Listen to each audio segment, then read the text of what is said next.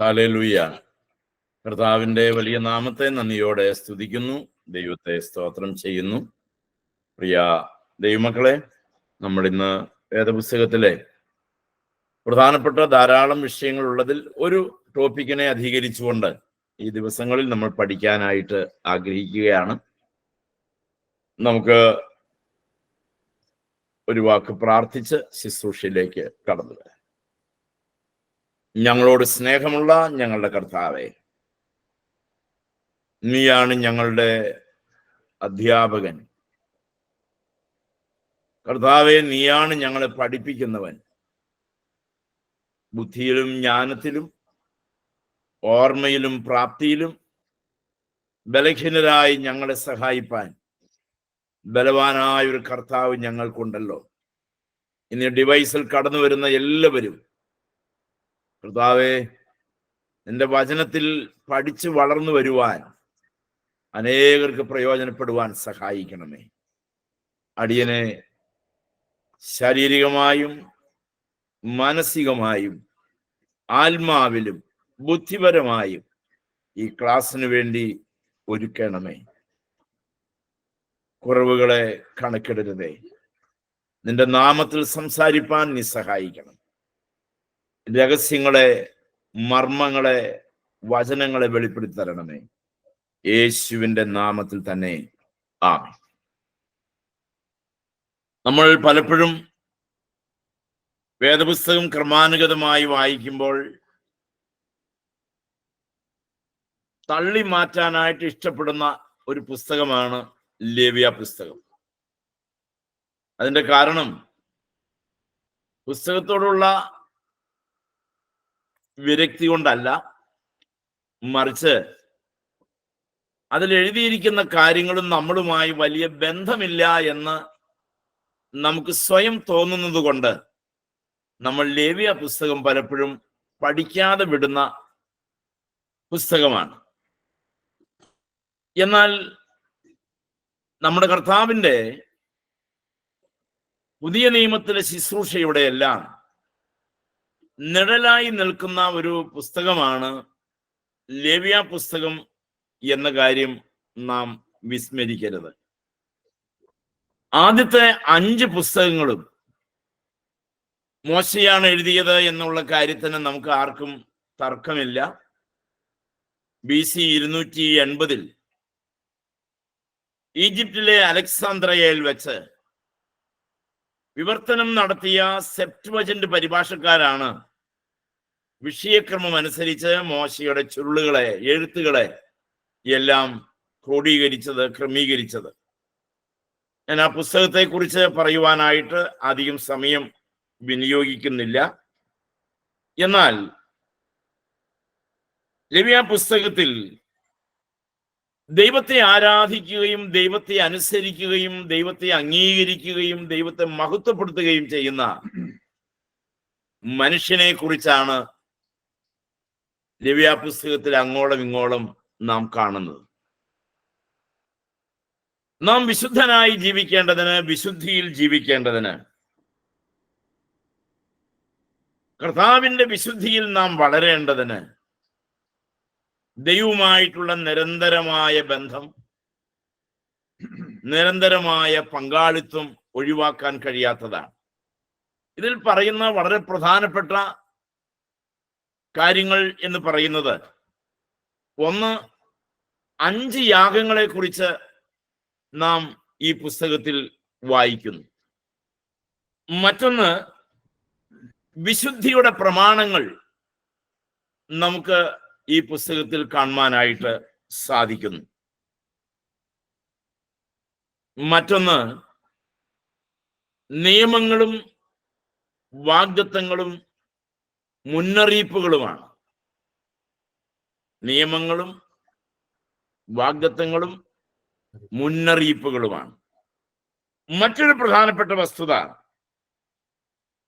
7 ഉത്സവങ്ങളെ സംബന്ധിച്ചാണ്. ഇത്രയും കാര്യങ്ങൾ ലേവ്യ പുസ്തകത്തിന്റെ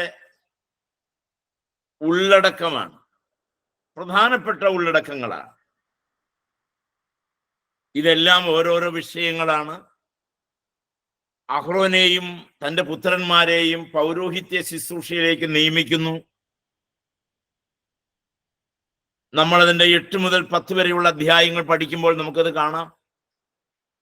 ഇതിൽ പറയുന്ന കാര്യങ്ങൾ, ഈ ക്രമീകരണങ്ങൾ അതിനു മുൻപുള്ള മനസാക്ഷി യുഗത്തിൽ കണ്ടിട്ടില്ലാത്ത, കാണുവാൻ കഴിയാത്ത കാര്യങ്ങളുടെ എല്ലാം പുതുമയാർന്ന ആരംഭമാണ് നമ്മൾ ഈ ലേവ്യ പുസ്തകത്തിൽ പഠിക്കേണ്ട വിഷയങ്ങൾ. അതിൽ നമ്മൾ ഈ 3-4 ക്ലാസ്സുകളിലായിട്ട് പഠിക്കാനായിട്ട് ആഗ്രഹിക്കുന്നത് 7 ഉത്സവങ്ങളെ സംബന്ധിച്ചാണ്. ഉത്സവങ്ങൾ അല്ലെങ്കിൽ പെരുന്നാളുകൾ, ഇത് രണ്ടും ഒന്നാണ്. പക്ഷെ നമ്മൾ കേരളത്തിലുള്ള നമ്മളെ സംബന്ധിച്ചിടത്തോളം പള്ളിയിൽ നടക്കുന്നതെല്ലാം പെരുന്നാളുകളും അമ്പലത്തിൽ നടക്കുന്നതെല്ലാം ഉത്സവങ്ങളും എന്ന് ചിന്തിക്കുന്നവരാണ് നമ്മൾ. ഇത് രണ്ടും തമ്മിൽ പേരിലുള്ള വ്യത്യാസങ്ങൾ മാത്രമാണെന്ന് പറഞ്ഞാൽ നിങ്ങൾ എത്രത്തോളം അംഗീകരിക്കുമെന്ന് എനിക്കറിയില്ല. പക്ഷേ നിങ്ങൾ സ്വയം വിലയിരുത്തിയാൽ മതി. എന്നാൽ പഴയ നിയമത്തിലെ ഉത്സവങ്ങൾ, പഴയ നിയമത്തിലെ പെരുന്നാളുകളും പുതിയ നിയമത്തിലെ ഉത്സവങ്ങളും പുതിയ നിയമത്തിലെ പെരുന്നാളുകളും തമ്മിൽ യാതൊരു ബന്ധവുമില്ല. കടലും കടലാടിയും പോലെയുള്ള അന്തരമുണ്ട്, ആനയും ആടും പോലെയുള്ള അന്തരമുണ്ട്. നമ്മൾ പഠിക്കുന്നത് പഴയ നിയമത്തിലെ ഉത്സവങ്ങളാണ്. 7 ഉത്സവങ്ങളും കർത്താവായ യേശുക്രിസ്തുവിന്റെ നിഴലാണ്. അവിടെയാണ് ഈ വിഷയത്തിന്റെ ഗാംഭീര്യത വർദ്ധിപ്പിക്കുന്നത്. 7 ഉത്സവങ്ങളും യേശുക്രിസ്തുവിന്റെ ബന്ധത്തിലാണ് നമ്മൾ പഠിക്കേണ്ടതും നമ്മൾ പഠിക്കുന്നതും. അത് ഇസ്രായേൽ ജനത്തിന്റെ വിശുദ്ധിക്കും ആരാധനയുടെ മഹത്വത്തിനും ദൈവനാമത്തിന്റെ മഹത്വത്തിനും ഇത് അനിവാര്യമായിരുന്നു എന്ന് നമുക്ക് മനസ്സിലാക്കാനായിട്ട് സാധിക്കും. അപ്പോ നമ്മൾ ഓർക്കുമായിരിക്കും, ഇതിനെക്കുറിച്ച് പഠിച്ചത് കൊണ്ട് നമ്മൾക്ക് എന്താണ് പ്രയോജനം? അതാണ് നമ്മൾ മനസ്സിലാക്കേണ്ട വിഷയം. ഈ 7 പെരുന്നാളുകളും നമ്മുടെ ആത്മീക ജീവിതത്തിലേക്ക് വിരൽ ചൂണ്ടുന്നതാണ്. അത് പഠിക്കുമ്പോൾ നമുക്ക് മനസ്സിലാകും. ഈ 7 പെരുന്നാളുകൾക്കും ചില ആത്മീക സത്യങ്ങളുണ്ട്, ചില ആത്മീകമായ കാഴ്ചപ്പാടുകളുണ്ട്. നമ്മുടെ ദൈനംദിന ജീവിതത്തിന്റെ നേരെ വിരൽ ചൂണ്ടുന്നതാണ് ഈ 7 പെരുന്നാളുകളും. നമ്മൾ അതിലേക്ക് കടന്നു വരികയാണ്. നിങ്ങൾ ഇന്നും നാളെയും ഒക്കെയായി 23-ാമത്തെ അധ്യായം ആവർത്തിച്ച് വായിക്കാൻ മറക്കണ്ട. 23-ാമത്തെ അധ്യായം വായിക്കുമ്പോൾ നിങ്ങൾക്കുണ്ടാകുന്ന സംശയങ്ങൾ ക്ലാസ് കഴിഞ്ഞിട്ട് നിങ്ങൾക്ക് ചോദിക്കാൻ അവസരമുണ്ട്.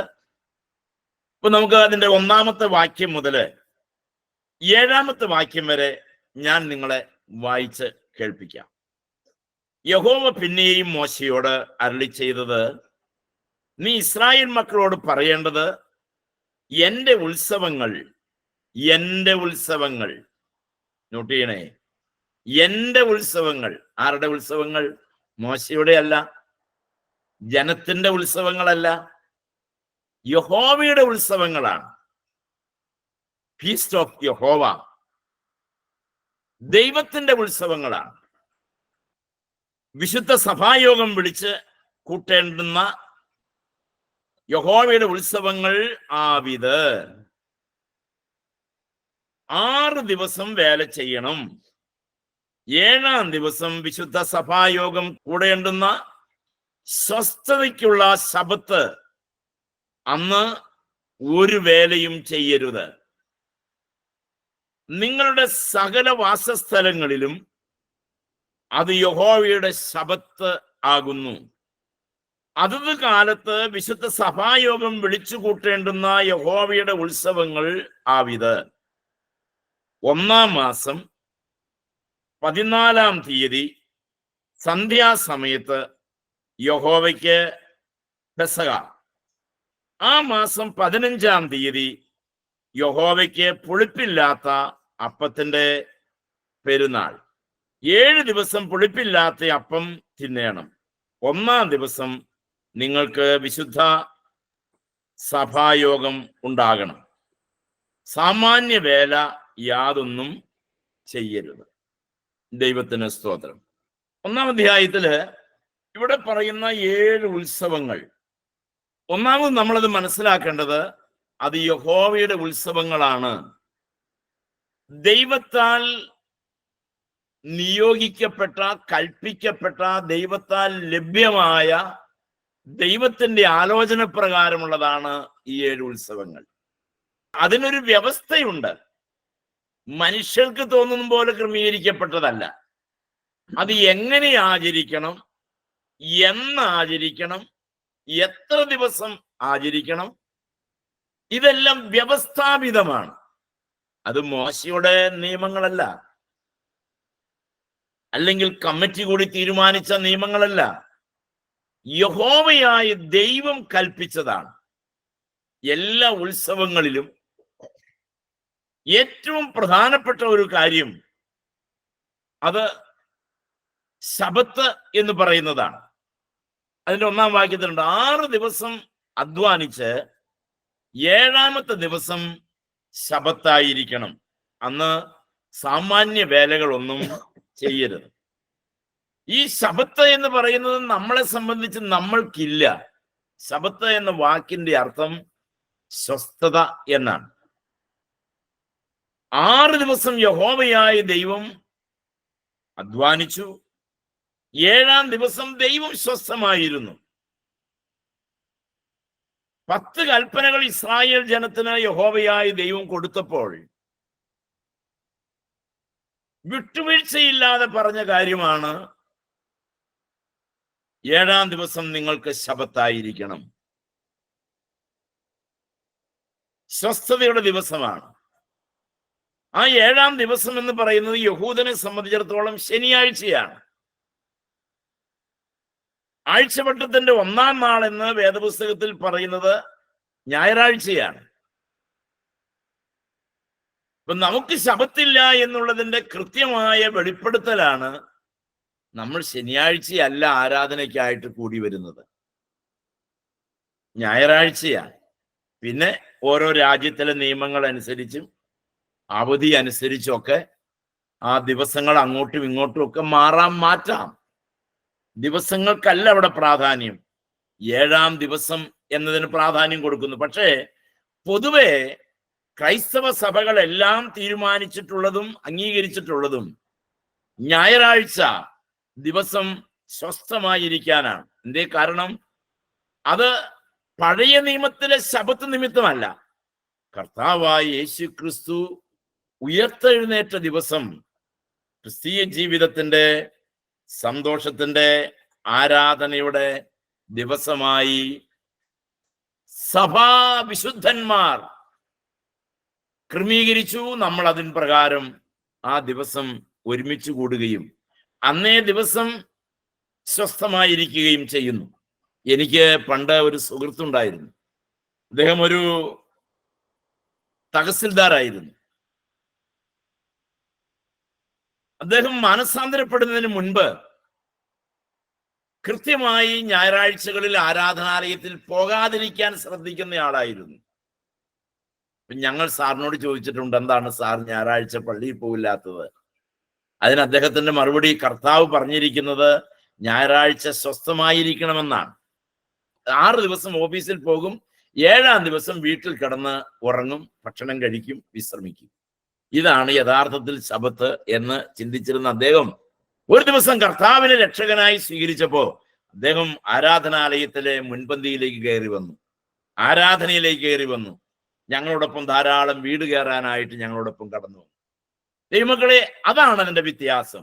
യേശുക്രിസ്തു ഉയർത്തെഴുന്നേറ്റ ദിവസം, അതാണ് നമ്മുടെ ആരാധനയുടെ ദിവസം. അത് വീട്ടിൽ സ്വസ്ഥമായിട്ടിരുന്ന് കഞ്ഞിയും കറിയും വെച്ച് കല്യാണവും ഊട്ടും ചാത്തവും എല്ലാം കൂടി അങ്ങനെ അടിച്ചു പൊളിക്കാനുള്ള ഒരു അവധി ദിവസമല്ല. ആഴ്ചയിൽ ഒരു ദിവസം ദൈവത്തിനു വേണ്ടി മാറ്റിവെക്കേണ്ടുന്ന ദിവസമാണ് എന്ന് പുതിയ നിയമസഭയായി നമ്മൾ ഓർക്കണം, പഴയ നിയമത്തെ സംബന്ധിച്ചിടത്തോളം ഈ ശബത്ത് 7 പെരുന്നാളുകളിലും അനിവാര്യമായ ഒന്നായിരുന്നു ഈ ശബത്ത്. ഏതാണ് ഒന്നാമത്തെ ഉത്സവം? യഹോവയുടെ വിശുദ്ധ ദിവസങ്ങൾ എന്നാണ് ഈ ഉത്സവ നാളിനെ പറഞ്ഞു വന്നിരുന്നത്. ഈ അധ്യായത്തിൽ ഇസ്രായേൽ ജനത്തിനു വേണ്ടി ദൈവം ഏർപ്പെടുത്തിയ 7 പെരുന്നാളുകളെ കുറിച്ചും പറയുന്നത് യഹോവയ്ക്ക് വേണ്ടി വേർതിരിക്കപ്പെട്ട 7 വിശുദ്ധ ദിവസങ്ങൾ എന്നാണ്. എന്താണ് ഉത്സവങ്ങൾ കൊണ്ട് ഉദ്ദേശിക്കുന്നത്? 23-ാം അധ്യായത്തിന്റെ 1, 2, 3 വാക്യങ്ങൾ പഠിക്കുമ്പോൾ ഈ ഉത്സവങ്ങൾ കൊണ്ട് എന്ത് ദൈവം ഉദ്ദേശിച്ചു എന്ന് അവിടെ രേഖപ്പെടുത്തിയിട്ടുണ്ട്. ഭയഭക്തിയോടുകൂടി, ഞാനതിങ്ങനെ പറയാൻ പോവുകയാണ്, ഭയഭക്തിയോടുകൂടി ജനം ദൈവത്തിൽ സന്തോഷിക്കുന്നതിനാണ് പെരുന്നാളുകൾ. എന്തിനാണ് ഉത്സവങ്ങൾ ദൈവം ക്രമീകരിച്ചത്? ഭയഭക്തിയോടുകൂടി ദൈവത്തിൽ സന്തോഷിക്കേണ്ടതിനാണ് ഈ ഉത്സവങ്ങൾ. അതിൽ ഭയഭക്തിയോടുകൂടി എന്ന് പറയുന്ന കാര്യം മറക്കണ്ട. കർത്താവിൽ സന്തോഷിക്കുക എന്നുള്ളത് മറക്കണ്ട. കർത്താവിൽ സന്തോഷിപ്പാൻ എങ്ങനെ? ഭയഭക്തി ബഹുമാനാദരവുകളോടുകൂടി, ഭയഭക്തി ബഹുമാനാദരവുകളോടുകൂടി ക്രിസ്തയേശുവിൽ സന്തോഷിക്കുവാനുള്ളതാണ്, അല്ലെങ്കിൽ യഹോവയിൽ ആനന്ദിക്കുവാനുള്ളതാണ് ആ ദിവസം അതിനായിട്ട് വേർതിരിച്ചു. ഉത്സവ ദിവസങ്ങളും മാസാരംഭങ്ങളും ശബത്തുകളും കൂടി ഏകദേശം 90 ദിവസങ്ങൾ അവർക്ക് യഹോവയ്ക്ക് വേണ്ടി വേർതിരിക്കപ്പെട്ട ദിവസമായിരുന്നു. ഒരു വർഷത്തിലെ 90 ദിവസങ്ങൾ ആനന്ദിപ്പാനുള്ളതാണ്. നമുക്കറിയാം, നമ്മുടെ ട്രഡീഷണൽ സഭകളിലെല്ലാം നമ്മളൊന്ന് കണക്കാക്കിയാൽ ഈ 90 ദിവസങ്ങളുടെ പഴയ നിയമത്തിലെ ഉത്സവങ്ങൾക്ക് പകരമായി പല സഭകളും 90 ദിവസം ഉപവസിക്കാനും പ്രാർത്ഥിക്കാനും പ്രത്യേകമായി വേർപാടുകൾ ആചരിക്കാനും ദൈവത്തെ ആരാധിക്കാനുമായി ദിവസങ്ങൾ മാറ്റിവെച്ചിട്ടുള്ളത് നിങ്ങൾക്കറിയാം. നമ്മൾ പലപ്പോഴും ഇതിനെയെല്ലാം വെല്ലുവിളിക്കുന്നവരും ധിഖരിക്കുന്നവരുമായിരിക്കാം പക്ഷെ നമ്മുടെ ആത്മീക ജീവിതത്തിൽ അതിന് വേണ്ടി ചില ക്രമീകരണങ്ങൾ ചെയ്യുന്നത് ആത്മീയ ജീവിതത്തിന്റെ പ്രബുദ്ധതയുടെ ഉദാഹരണങ്ങളാണ്, ആത്മീയ ജീവിതത്തിന്റെ വളർച്ചയുടെ ഉദാഹരണങ്ങളാണ്, വചനം പഠിക്കുന്നതിന്റെ പ്രത്യക്ഷങ്ങളായ അടയാളങ്ങളാണത്. പ്രിയ ദൈവമക്കളെ, ഇവിടെ 90 ദിവസം എങ്കിലും ഒരു വർഷത്തിൽ യഹോവയിൽ സന്തോഷിക്കാനായിട്ട് ദൈവം വേർതിരിച്ചു. പുതിയ നിയമത്തിൽ വന്നപ്പോൾ നമുക്ക് കാണാം, കാരാഗൃഹത്തിൽ കിടന്ന് വിശുദ്ധ പൗലോസ് ഫിലിപ്പിയ സഭയ്ക്ക് ലേഖനം എഴുതിയപ്പോൾ ഇങ്ങനെ പറഞ്ഞു. ഫിലിപ്പിയ ലേഖനം 4:4 എന്താണ് പറഞ്ഞത്? കർത്താവിൽ എപ്പോഴും സന്തോഷിപ്പീൻ. അപ്പൊ ഇവിടെ വന്നപ്പോ ദിവസങ്ങൾക്കല്ല പ്രാധാന്യം, 90 ദിവസങ്ങൾക്കല്ല, എപ്പോഴും സന്തോഷിപ്പീൻ. പഴയ നിയമത്തിൽ 90 ദിവസങ്ങൾ അതിനു വേണ്ടി പ്രത്യേകമായി യഹോവ മാറ്റിവെച്ചപ്പോൾ പുതിയ നിയമത്തിൽ ജീവിതകാലം മുഴുവൻ കർത്താവിൽ സന്തോഷിക്കണമെന്നുള്ളതാണ് ദൈവത്തിന്റെ ആഗ്രഹം. നമ്മുടെ കർത്താവ് നമ്മിൽ നിന്ന് പ്രതീക്ഷിക്കുന്നതും അതാണ്. ചുരുക്കത്തിൽ, രക്ഷിക്കപ്പെട്ട ഒരു ദൈവ പൈതൽ എല്ലാ ദിവസവും യേശുക്രിസ്തുവിൽ ആനന്ദിക്കണം.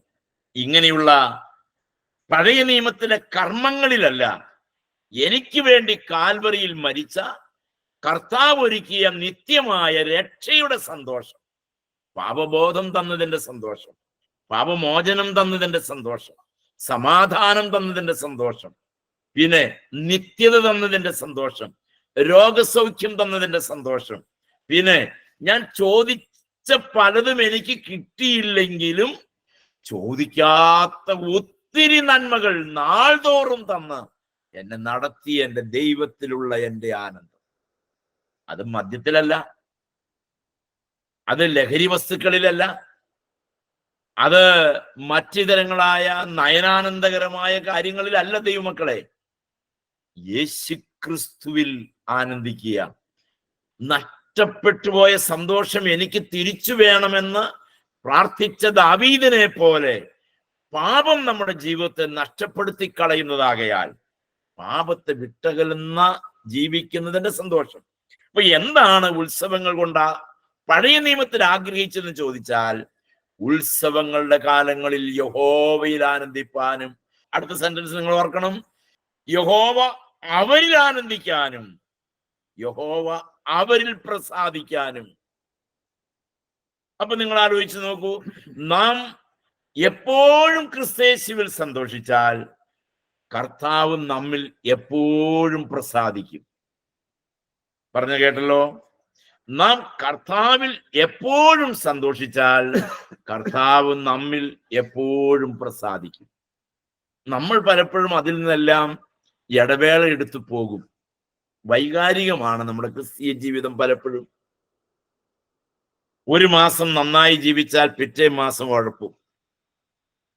ഒരു സമർപ്പണവും ഒരു തീരുമാനവും ദൈവസന്നിധിയിൽ എടുത്താൽ 6 മാസം പോലും അതിന് വാറണ്ടിയില്ല. എപ്പോ വേണമെങ്കിലും അത് തെന്നിപ്പോകും. ആരെയോ തോപ്പിക്കാൻ, ആരെയെങ്കിലും പരാജയപ്പെടുത്താൻ, ആരോടെങ്കിലുമുള്ള കണക്ക് തീർക്കാൻ വാശി പിടിച്ചൊക്കെ. അതുകൊണ്ട് എന്ത് സംഭവിക്കുന്നു? നമുക്കൊരു സ്ഥിരമായി കർത്താവിൽ സന്തോഷിക്കാൻ നമുക്ക് കഴിയാതെ പോകുകയാണ്. അപ്പോ ഉത്സവങ്ങളുടെ ആത്യന്തികമായ ഉദ്ദേശ്യം നമ്മൾ മനസ്സിലാക്കുക. എന്ത്?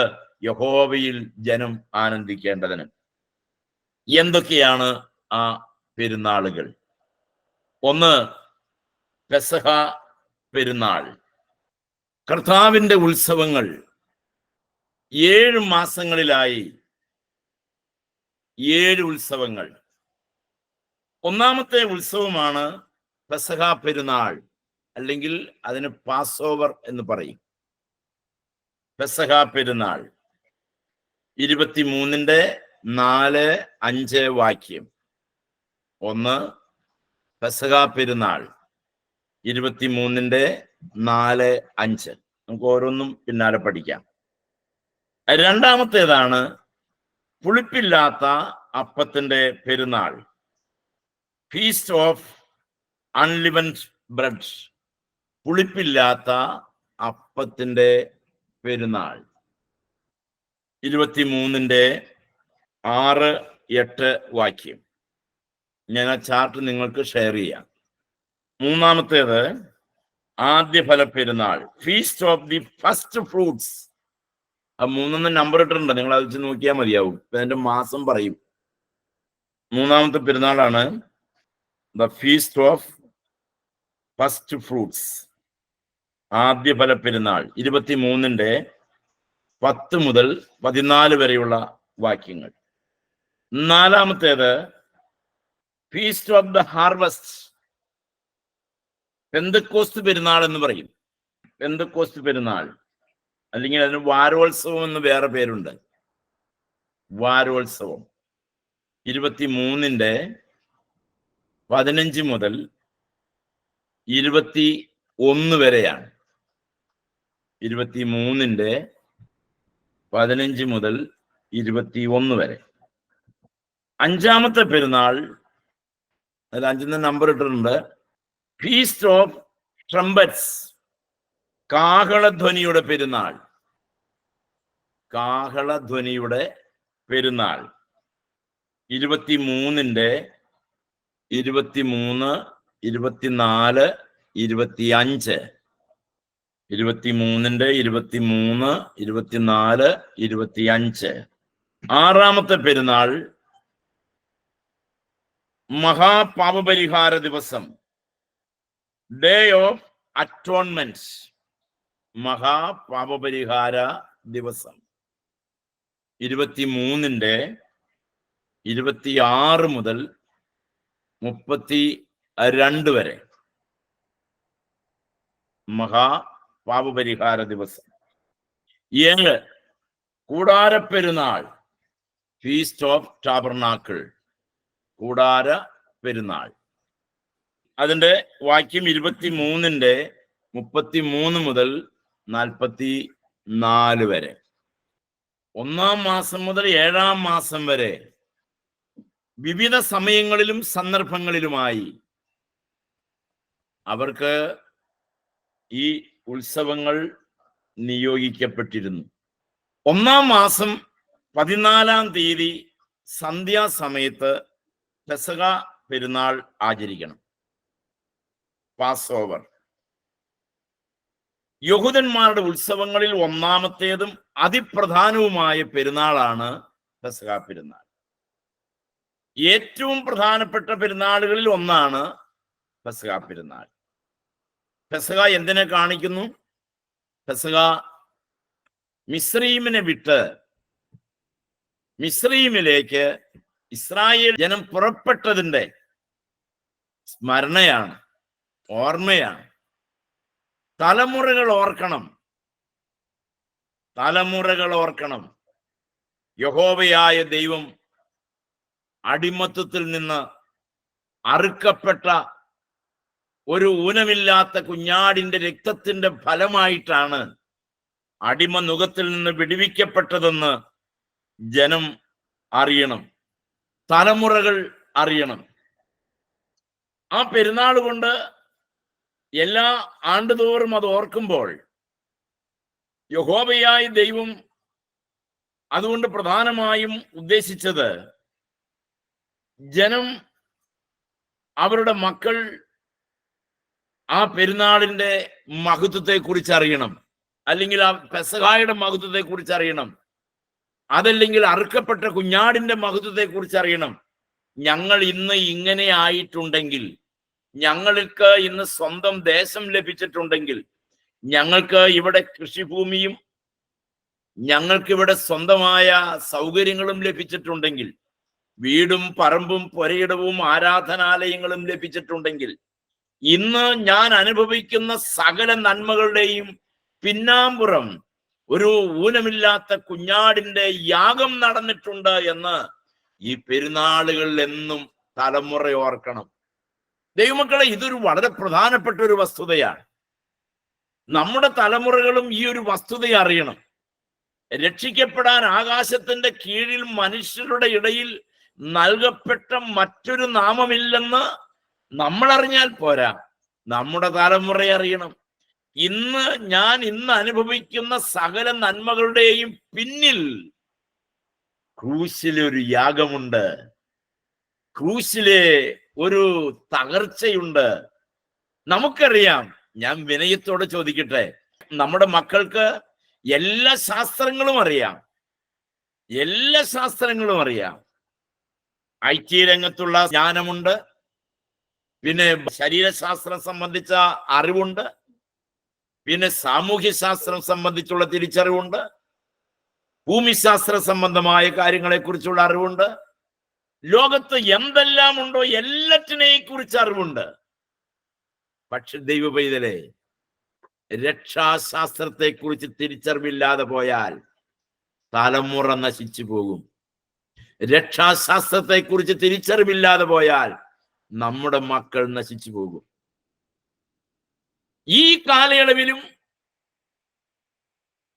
നമ്മൾ ഉൾപ്പെടുന്ന സഭകൾ ആണ്ടിൽ ഒരു ദിവസം ഇതിനെക്കുറിച്ച് പറയുമ്പോൾ കണ്ട കൊച്ചു കൊച്ചു കഥകൾ പറഞ്ഞ് നേരം കളയാതെ നമ്മുടെ തലമുറ ഓരോ ഞായറാഴ്ചയും അവന്റെ ശരീരത്തോടും രക്തത്തോടും സമീപിക്കുമ്പോഴും നമ്മുടെ തലമുറ നാം ആ കർത്തൃമേശയോട് സമീപിക്കുമ്പോൾ നമ്മളും നമ്മുടെ തലമുറയും ഓർക്കണം, അന്നൊരു നാളിൽ ഒരു പാസ് ഓവർ നടന്നിട്ടുണ്ട്, ഒരു കർത്താവിന്റെ യാഗം നടന്നിട്ടുണ്ട്. നമ്മൾക്ക് വേണ്ടി ഒരു പെസഹ കുഞ്ഞാട് അറുക്കപ്പെട്ടിട്ടുണ്ട്. ആ കുഞ്ഞാട് അറുക്കപ്പെട്ടതിന്റെ ഓർമ്മയാണ് അത്. ഇപ്പൊ പെസഹ പെരുന്നാൾ എന്തിനുള്ളതാണ്? പെസഹ പെരുന്നാൾ അടിമത്വത്തിൽ കിടന്ന് നമ്മൾ പുറപ്പാട് പുസ്തകം 3-ാം അധ്യായത്തിന്റെ 7-8 വാക്യങ്ങൾ മുതൽ കീഴോട്ട് വായിക്കുമ്പോൾ കാണാം, എന്റെ ജനമായ ഇസ്രായേലിന്റെ കണ്ണുനീർ ഞാൻ കണ്ടു കണ്ടു കണ്ടു, അവരുടെ നിലവിളി ഞാൻ കേട്ടു കേട്ടു കേട്ടു. ഇങ്ങനെ ഒരു വാക്യം വേദപുസ്തകത്തിലെ 1189 അധ്യായങ്ങളിലും ഇവിടെയല്ലാതെ വേറെ എങ്ങുമില്ല ദൈവമക്കളെ. അത്രമാത്രം അടിമത്തത്തിൽ കിടന്ന് കണ്ണുനീരൊഴുക്കി തലകുത്തി നിന്ന ജനത്തിനു വേണ്ടി കണ്ണുനീർ കണ്ട സർവശക്തനായ ദൈവം ഊനമില്ലാത്തൊരു കുഞ്ഞാടിനെ അറുത്ത കഥ. യഥാർത്ഥത്തിൽ ഊനമില്ലാത്ത കുഞ്ഞാടിന്റെ യാഗം നടന്ന കാലം വരെ നിലനിന്നിരുന്നു. എന്നാൽ AD 70 തീത്തോസ് കൈസർ യെരുശലേം ദൈവാലയം നശിപ്പിച്ചതോടുകൂടി, അഥവാ അവർ ഏത് യാഗത്തെ മുന്നിൽ കണ്ടുകൊണ്ടാണോ യാഗം കഴിച്ചത്, ആ യാഗം നിറവേറിയതിനാൽ ഇനി യെരുശലേം ദൈവാലയത്തിന്റെ ആവശ്യം അന്ന് അവിടെ ഉണ്ടായിരുന്നില്ല. അതുകൊണ്ട് അതിനെ തരിപ്പണമാക്കി കളഞ്ഞു. അന്ന് നിന്നുപോയ ആരാധന ഇന്നും യഹൂദനെ പുനഃസ്ഥാപിക്കാൻ കഴിഞ്ഞിട്ടില്ല. അവരിന്നും സിനഗോഗുകളിൽ ഒരുമിച്ച് കൂടുന്നു. യാഗം നിലച്ചുപോയി. കാരണം എന്താ? യാഗം നടന്നു കഴിഞ്ഞു. അതുകൊണ്ട് ഇന്ന് നമ്മൾക്കാണ് ആ ബാറ്റൺ കൈമാറിയിരിക്കുന്നത്. ഞാൻ കഴിഞ്ഞ ദിവസം നിങ്ങളോട് പറഞ്ഞല്ലോ, പഴയ നിയമത്തിലെ ജനം, പഴയ നിയമസഭയിലെ വിശുദ്ധന്മാർ ക്രൂശിലെ യാഗത്തെ മുന്നിൽ കണ്ടുകൊണ്ട് നിഴലായ യാഗങ്ങൾ കഴിച്ചപ്പോ, പ്രൈസ് ദ ലോർഡ്, ക്രൂശ് മരണത്തിന് ശേഷമുള്ള നമ്മൾ മുന്നിൽ കണ്ടല്ല യാഗം കഴിക്കുന്നത്, നടന്നുപോയ യാഗത്തെ ഓർത്ത് സ്തോത്രയാഗം അർപ്പിക്കുകയാണ്. നമ്മൾ ഇന്ന് അർപ്പിക്കുന്നത് സ്തോത്രബലിയാണ്, സ്തോത്രാർപ്പണമാണ്, സ്തോത്രയാഗമാണ്. അപ്പൊ ഇസ്രായേൽ ജനത്തിന്റെ പെസഹ പെരുന്നാൾ എന്തിനെ സൂചിപ്പിക്കുന്നതായിരുന്നു? ഇസ്രായേൽ ജനത്തിന്റെ പെസഹ പെരുന്നാൾ കർത്താവായ യേശുക്രിസ്തുവിന്റെ കാൽവരിയിലെ യാഗത്തെ സൂചിപ്പിക്കുന്നതായിരുന്നു. ഞാൻ അവിടെ എൻ്റെ വാക്കുകൾ ചുരുക്കുകയാണ്. ക്രൂശിലെ യാഗം, പെസഹ പെരുന്നാൾ, ആ കർത്താവിന്റെ ക്രൂശ്, അവനെ ക്രൂശിച്ച നാളും ദിവസങ്ങളും ഞാൻ നാളെ അതിനോടനുബന്ധിച്ച് അല്പം കൂടി പറഞ്ഞ് ആ ഭാഗം നമുക്ക് ക്ലോസ് ചെയ്യാം. പ്രാർത്ഥനയ്ക്കായി നമുക്ക് നമ്മുടെ കണ്ണുകളെ അടയ്ക്കാം. ഞങ്ങളുടെ നല്ലവനായ ദൈവമേ, കരുണയുള്ള കർത്താവേ, ഞങ്ങൾക്ക് വേണ്ടി ക്രൂശിൽ യാഗമായി തീർന്ന എന്റെയും പെസഹ കുഞ്ഞാട് അറുക്കപ്പെട്ടു. എന്റെയും ഞാൻ ഒരു നാളിൽ അടിമത്തത്തിലായിരുന്നു, ഞാൻ ഒരു നാളിൽ പാപത്തിലായിരുന്നു. കർത്താവേ, നീ എന്നോട് കരുണ കാണിക്കണമേ. എൻ്റെ തലമുറ, എൻ്റെ മക്കൾ എൻ്റെ പാപങ്ങൾക്ക് വേണ്ടി മരിച്ച കർത്താവിനെ തിരിച്ചറിയുണ്ടായോ? എന്തിനാണ് പെരുന്നാളുകൾ? തലമുറയ്ക്ക് ഓർക്കാൻ. ഇസ്രായേൽ ജനത്തിനു വേണ്ടി അറുക്കപ്പെട്ട ഊനമില്ലാത്ത കുഞ്ഞാടിന്റെ ഓർമ്മ പെരുന്നാൾ പോലെ ഞങ്ങൾ ഇന്നും രാവിലെ 2000 വർഷങ്ങൾക്കപ്പുറത്ത് ഞങ്ങൾക്ക് വേണ്ടി യാഗമായി തീർന്ന ഊനമില്ലാത്ത കുഞ്ഞാടിനെ ഓർത്തുകൊണ്ട് ഞങ്ങളിതാ ഞങ്ങളെ സമർപ്പിച്ച് അങ്ങ് പഠിപ്പിച്ച പ്രാർത്ഥനയിലൂടെ അപേക്ഷിക്കുന്നു. കൃപയോടെ കേൾക്കണമേ. ആമേൻ.